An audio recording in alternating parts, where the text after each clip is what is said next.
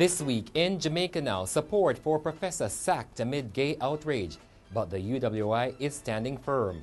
Taxi driver convicted of the murder of Trinidadian schoolteacher to be sentenced on July 23.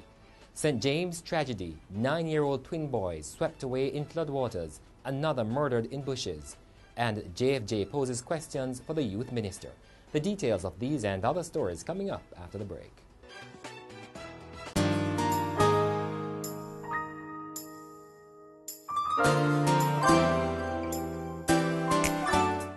We'll always be there for the moments that will define the rest of your life. The Gleaner, where life unfolds. I'm Damian Mitchell, and this is Jamaica Now. The University of the West Indies is standing by its decision to fire Professor Pro-Bain as the director of the Caribbean HIV/AIDS Regional Training Network. The UWI terminated the contract of Professor Bain following complaints by some 35 advocacy groups that they had lost confidence in him. It followed a decision by the professor to provide expert report in a suit against the state of Belize by a gay man. Since firing the professor, Christian groups have blasted the UWI. During a protest last week, they accused the university of being spineless and infringing on the rights of Professor Bain to free speech. We can't just take this lying down. This is absolutely serious, and it's not just for this generation. We're concerned about the generations of students to come in this university campus. Westmoreland taxi operator Ivan Taylor is facing life in prison for the murder of Trinidadian schoolteacher Michelle Coudray-Greaves.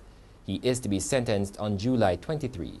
Taylor, who served as an on-call cabbie for the Trinidadian woman, was arrested shortly after her burnt remains were found in a cane field on the outskirts of Montego Bay on June 10, 2012. In the case that lasted for 17 days and featured a number of expert witnesses, the prosecution relied heavily on circumstantial evidence. The Director of Public Prosecutions, Paula Llewellyn, has commended the prosecuting team. She says it took team effort involving the police, civilian witnesses, and experts to put together a case which was of a technical nature. Senior Puny Judge Gloria Smith has again bemoaned the shortage of judges and courtrooms at the Supreme Court. There are only 4 courtrooms for criminal matters at the Supreme Court. The judge made the remarks in the Home Circuit Court last week as the 80-year-old murder case involving Dwayne Owen, Andre West, Ryan Wilson, and Siobhan Gibson faced further delays. The matter was among at least 8 murder cases which had to be put off in the Home Circuit Court because of the unavailability of judges and courtrooms. It's been a week of tragedy for the western parish of St. James, with the deaths of 3 9-year-old boys in 2 incidents. In the first incident, twin brothers Brandon and Braden Jones were swept away in floodwaters. One of the boys had reportedly climbed on a rail and soon after fell in a gully. His brother went to help, but they were both swept away. And 2 days later, another 9-year-old boy was found with his throat slashed. The boy, a student of the Bickersteth Primary and All-Age School, went missing on Wednesday at approximately noon. According to reports, the boy had left home to visit a man. Human rights lobby group Jamaicans for Justice wants the youth minister to provide details on the measures she announced last week to address issues affecting children in need of care. In her contribution to the sectoral debate, Lisa Hanna said the measures are to be pursued this financial year. They include a case management system for children in residential care, the transformation of the Maxfield Park Children's Home into a model center, the construction of a child care therapeutic facility, and a review of the licensing regime for privately run children's homes and places of safety. JFJ Director Susan Goff says while these are well-needed initiatives, without specifics, stakeholders cannot be sure of their effectiveness. The opposition spokesman on industry, Carl Semuda, says every effort must be made to ensure that there is a value-added component to Jamaica's Logistic Hub initiative.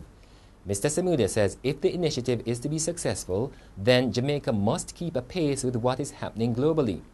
His comments follow the announcement by Industry Minister Anthony Hilton that a major consortium has put forward a strong expression of interest in several components of Jamaica's Logistic Hub initiative.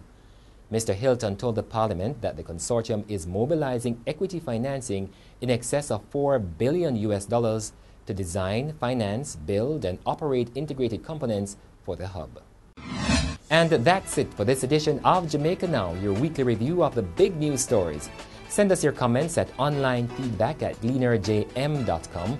You may tune in to Power 106 FM for regular updates. Follow us on Twitter at Jamaica Gleaner and on Facebook at Gleaner Jamaica. I'm Damian Mitchell, and as we go, more on the protest by supporters of Professor Brendan Bain over his sacking as the director of the Caribbean HIV/AIDS Regional Training Network. If you can fire somebody for speaking scientific facts, what will happen when somebody has their personal perspective of how life should be? We want to protest what we see as the death of free speech on the university campus, you know. And one has to understand it's a bigger issue than just Professor Bain. If you look at the letter which was sent to the Pro-Vice Chancellor, they said two things the group said they want. They want removal of Professor Bain plus the implementation of other policies. And I've seen what those policies have done to campuses overseas. So Professor Bain, his movement is just the first. Scientific facts should be rebutted with scientific facts, not emotions, right? What kind of society are we headed for when persons can speak scientific truth and emotional responses get them to lose their jobs? What kind of standard is the university promoting? Should everybody now just start saying things that support the homosexual lifestyle in their profession, or they will lose their jobs? And these are serious implications. I am a university student. What does that mean for me?